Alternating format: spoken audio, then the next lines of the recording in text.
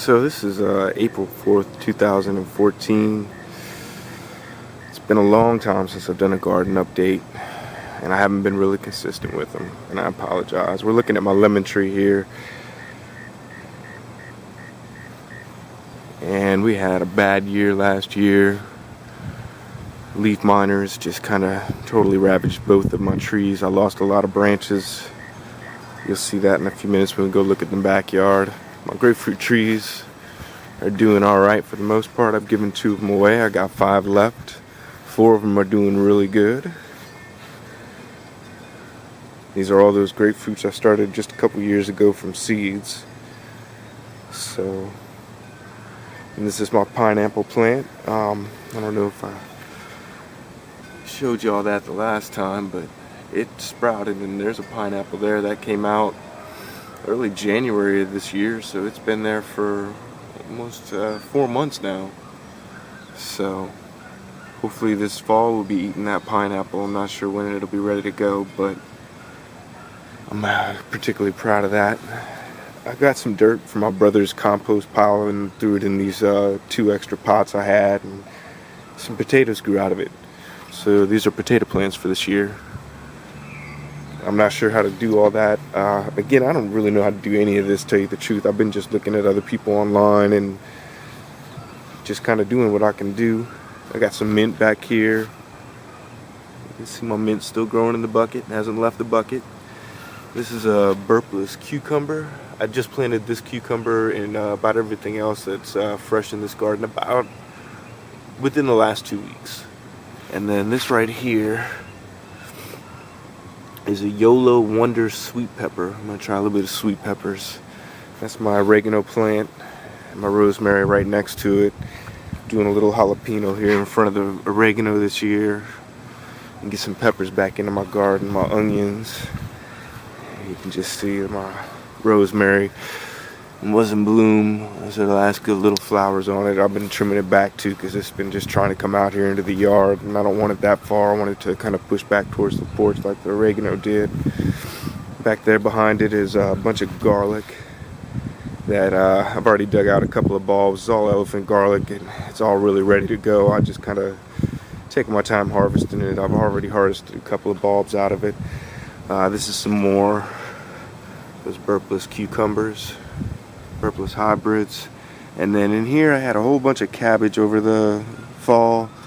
Made 2 different kinds. 2 of them worked out one of them worked out really well for me. The other one, not so well. It was a curly leaf type of cabbage. The other one was just a regular Napa big head cabbage. So I went ahead and pulled those out just a little while ago. If you look right there, I got corn coming up in each one of those. And I also got a little corn back here as well. So off into the backyard. That's my little front garden, and you notice I kind of expanded it too, just a little bit. I'm about to buy the place, so I'll put in a couple of test gardens. That 2013-2014 winter was really rough this year down here in Louisiana. We went under the freezing mark more than 4 times, and we had an ice and sleet and snow fall more than 3 times. And so it was really a rough winter around to these parts. This is my first little test garden. I've got a little Sweet 100 tomato plant growing right there. And then you can see right there, we got a little bit of corn coming up already in this little garden. That was all planted roughly within the last 2 weeks or so. And just the start of everything, really. Pear tree, and it's already got some pears coming in on it, but I think I'm going to top it this year, and if it survives that I might keep it. But yeah, look, you can see I got a couple of little pears right there, but again, I just don't know what to do. It's so close to the house, and it's got this big rotten hole right here coming out in it, which keeps growing these weeds. And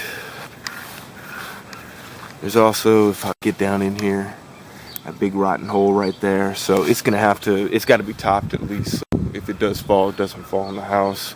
But I don't want to pull it out before it's ready. So this is my Murrow blood orange, and you can remember it used to be way up here. I cut back a bunch of these branches. Like I said, the leaf miners just ravaged my trees last year. I lost a whole bunch of branches.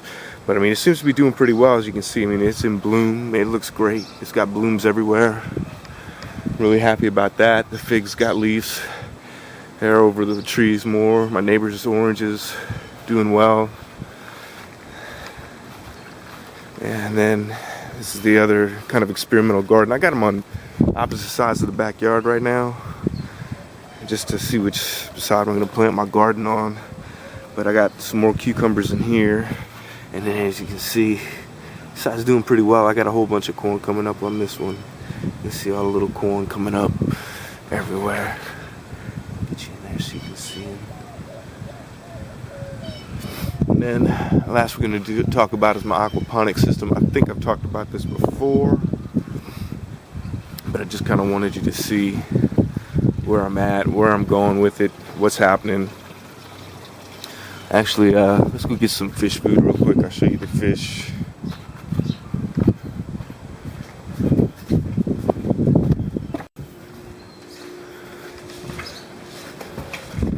I've had this aquaponics system running for almost a year now. I want to say it was midsummer that I was doing this, that I set it all up and got everything running and put the fish in there and everything. So it's been here and running for almost a year now. Sorry about taking you all over the place without really doing anything in the middle there, but I'm gonna drop a couple of these pellets in, see if the fish will come up and bite and kind of show themselves. Just usually feed them in the early morning, and they don't really care to come up in the evening sometimes. So now, again, this is all experimental as well. I've learned a lot of things about these systems. I guess the most important is that I probably should have painted this big IBC tote. You notice my water is really green and you can't see the fish at all. The other thing I should have done was painted this bucket that I used for my filter, because, well, thinking that, you know, oh look, here they come. Let's see them. Anyway, so I got 6 bluegill in there. They already made short work of those few little pellets, and they're going back down to the bottom. So anyway, the blue bucket, the sun shines through, as a matter of fact, you can see right now, and I've got algae growth all in the bucket as well. So I'm not going to really worry too much about it. I'm just going to let this cycle run because everything's running so well.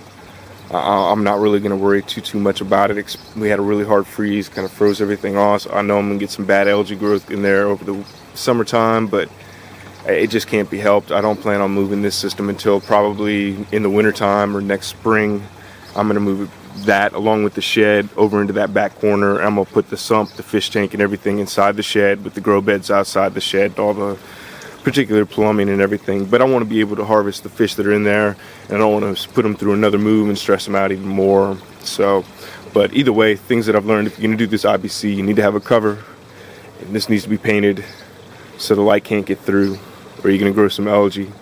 If you use these buckets from Lowe's or Home Depot, make sure you paint these as well, because sunlight goes through them. And blue light is really good for plant growth, by the way. I'm not sure, I know it's blue and red, not sure which is which. Like I said, I'm not a professional or anything like that. It's just a hobby. So, but anyway, things that are different. I recently just put this little ventry tube in here, extended that down. I'm getting a little bit better bubblage coming up through there. And just a little simple hole drilled in the top, and a little tube just kind of sticking almost a little in there, pulls that air down in there really good, nicely. It's going deep down into the tank. It comes into the filter again and into my grow beds. I went with, actually it's going off right now. If I can get down here into my sump and let you see. It's about to go off. That is the siphon system that I worked out for this particular system. I messed around with many bell siphons. I messed around with loop siphons and all kinds of different siphons and tried to put them all different kinds of ways. I did not get anything at all that would work consistently for me. And this is kind of like a reverse loop siphon, if you will. I'm gonna have to take it apart one day and show it to you. Maybe I'll do that. I need to build up the other side of the grow bed, so. But either way, it kicks on and off pretty reliably. It's just about to kick on.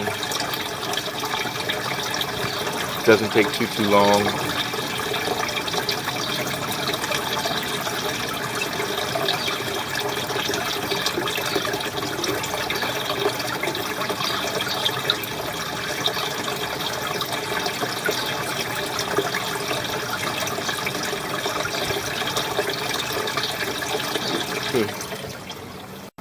Well, I guess today we're having a little problem with it because it is taking a while to start up. Oh, I wonder if that's because I went up there and changed the water again, so I might have to turn it up just a little bit. I don't think it's flowing quite fast enough. But either way, I've made this mint for now. I'm going to end up making a bunch of different buckets mint, and I'm going to just use all this gravel to fill the buckets, so I'm not really worried about it. I'm going to let all this mint take over in here and just make this a mint bed. The other side I'll probably do, I'm not sure what I'm going to do on the other side, some lettuce or something like that. So, but anyway, that's my aquaponics system. I'm going to have to turn that up. Well, I guess we'll do that right now and see if we can't get that flow a little better for us. There we go. Without having to turn the fish tank up.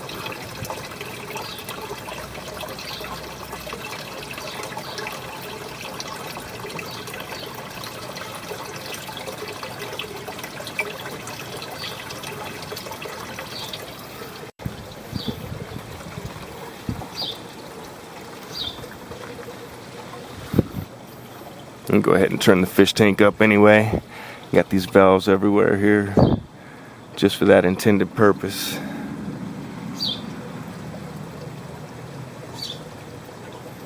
You see I got some pretty good bubbles coming up there, but yeah, that's, you usually have the water up to this little 1/4.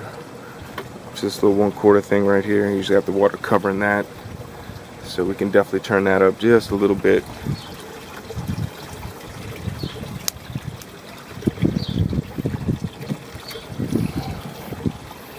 There we go. We're gonna make this sucker start. There it is, and you can see it flowing now. And just turn things up just a little bit. I forgot I was just messing with it because of the ventry in the top. Like I said, I was just putting that in, kind of messing around with it and getting the bubbles just right. So, but this system has been really reliable. It's actually been going for about 2 weeks now, which is the longest I've ever got any of them to work for me. I think the second longest one was something similar. I got that one working for almost a week at a time.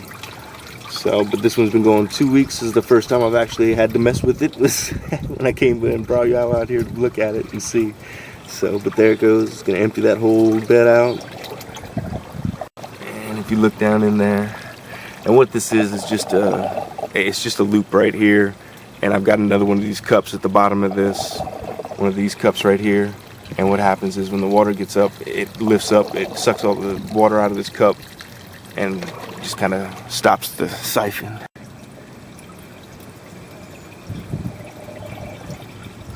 And there it goes.